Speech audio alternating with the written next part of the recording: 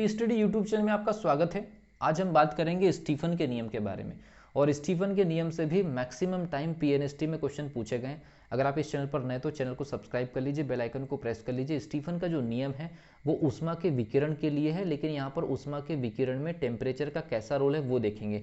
अगर मान लीजिए एक ब्लैक बॉडी है, अगर ये मान लीजिए एक ब्लैक बॉडी की सरफेस है, अगर ये ब्लैक बॉडी की सरफेस का टेम्परेचर अगर मान लीजिए टी है, एक ब्लैक बॉडी है जिसकी सरफेस का टेम्परेचर कैपिटल टी है, जो कि केल्विन स्केल में, याद रखिए इस पर्टिकुलर टॉपिक से जो क्वेश्चन पूछे जाते हैं वहाँ पर जानबूझ के डिग्री सेल्सियस में वैल्यूज दी होती है और हमको एक्चुअल में केल्विन में स्टडी करनी होती है। ठीक है, तो यहाँ से जो उष्मा या हीट जो डेवलप होगी या इस प्रकार से जो हीट जो डेवलप होगी उसका फॉर्मूला होता है Q is equal to sigma T to the power of 4, और सिग्मा को हम सतह का उत्सर्जन गुणांक कहते हैं या विकिरण गुणांक कहते हैं, जिसकी value 5.68 into 10 to the power of -8 watt upon metre square और kelvin raise to the power of 4 होता है।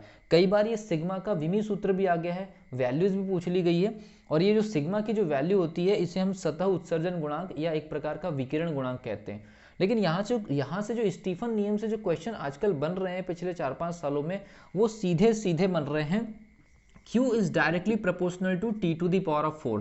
तो इसमें एक प्रकार से जैसे मान लीजिए टेम्परेचर को अगर मान लीजिए हम 2 गुना कर दें तो ऊष्मा की जो वैल्यू हो जाती वो हो जाती 16 गुना।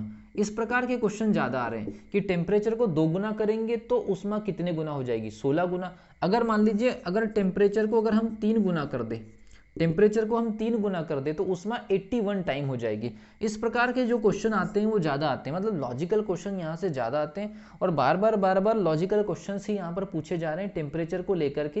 कभी 2 गुना टेम्परेचर, कभी 3 गुना, कभी 4 गुना या कभी 5 गुना, इसी प्रकार के क्वेश्चन ज़्यादा आ रहे हैं। और न्यूमेरिकल अगर आ गया तो आप ये फॉर्मूले को याद रखिए, सिग्मा की वैल्यू आपको पेपर में दी होगी और टी टेम्परेचर जो होगा वो जानबूझ करके डिग्री सेल्सियस में दिया होगा, उसको आपको केल्विन में कन्वर्ट करना है पहले और फिर इनको पूरा का पूरा सॉल्व करना है। तो इस प्रकार से आप किसी भी सरफेस से विकृत होने वाली उष्मा की जो वैल्यू है निकाल सकते हैं। तो ये है आपका स्टीफन का नियम। शॉर्ट वीडियो में आपको बता दी जिस तरह से पीएनएसटी में पूछा जाता है।